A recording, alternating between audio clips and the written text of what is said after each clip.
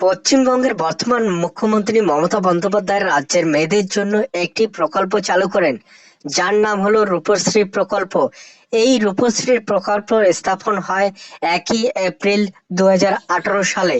এই প্রকল্পে সরকার মেয়েদের বিয়ের জন্য 25,000 টাকা আর্থিক সাহায্য দিয়ে থাকে।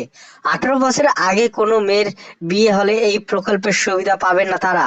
এই প্রকল্পের মাধ্যমে ইতিমধ্যে লক্ষ লক্ষ পরিবার তাদের মেয়ের বিয়ের জন্য আর্থিক সাহায্য অর্থাৎ 25,000 টাকা পেয়েছে। শুধুমাত্র 18 বছর পার হয়ে যাওয়া মেয়েরাই কিন্তু এই প্রকল্পের জন্য আবেদন করতে পারবেন। পশ্চিমবঙ্গ যে কোনো জেলা থেকে এই প্রকল্পের আবেদন করতে পারবেন। এখন আমি আপনাদেরকে দেখাবো যে আপনারা কিভাবে আবেদন করবেন, কোথায় কোথায় যাইতে হবে এবং কোন কোন ডকুমেন্টস লাগবে, কিভাবে আপনারা ফর্ম ফিল আপটা করবেন।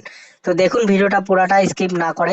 এখনো অবধি যদি আমার চ্যানেলটিকে কেউ সাবস্ক্রাইব না করে থাকেন তো অবশ্যই চ্যানেলটিকে সাবস্ক্রাইব করে দিয়ে আমাকে একটু মোটিভেশন করুন। রূপশ্রী প্রকল্প নারী ও শিশু বিকাশ সমাজ কল্যাণ দপ্তর। এই রাজ্যে যেসব মেয়েদের পারিবারিক আয় বছরে 1.5 লাখ টাকার কম, তারা শুধুমাত্র প্রথমবার বিবাহের জন্য রূপশ্রী প্রকল্পের মাধ্যমে এককালীন 25,000 টাকা অনুদান পেতে পারে। কারা কারা এই আবেদন করতে পারেন এখানে দেখে নিন। অন্তত 18 বছর বয়সী যে কোনো অবিবাহিত মেয়ে প্রথমবার বিবাহের জন্য আবেদন করতে পারবেন। পাত্রের বয়স 21 বছর হতে হবে। এই রাজ্যে জন্ম হয়েছে বা বিগত 5 বছর যাবৎ পশ্চিমবঙ্গে বাস করছেন অথবা পিতামাতা পশ্চিমবঙ্গের স্থানীয় বাসিন্দা। পারিবারিক বার্ষিক আয় অনধিক 1,50,000 টাকার মধ্যে হতে হবে।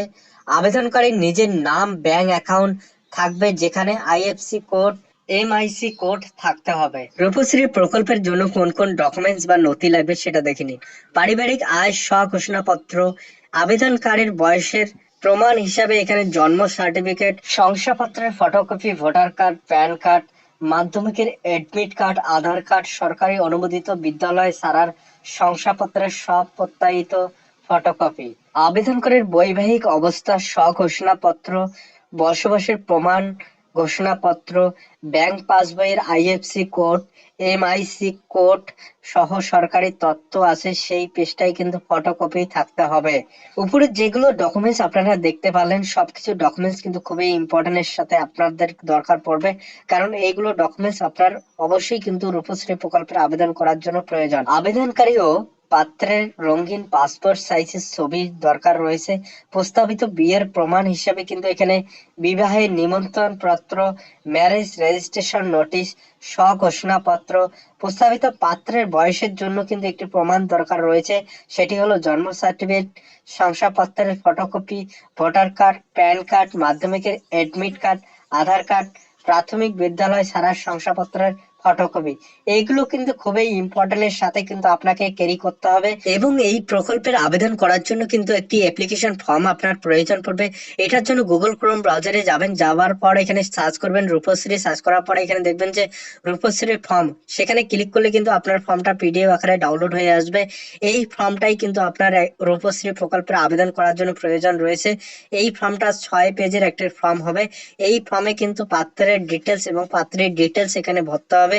তারপর এই ফর্মটা নিয়ে কিন্তু আপনার অঞ্চল অফিসে ভিজিট করতে হবে। সেই অঞ্চল অফিসে গিয়ে আপনাদের গ্রামের প্রধান বা শাসকের সই এবং সিলের প্রয়োজন পড়বে। সেটা করার পর আপনাকে কিন্তু আপনার যে বিডিও অফিস রয়েছে সেই বিডিও অফিস গিয়ে কিন্তু আপনাকে ফর্মটাকে সাবমিট করতে হবে।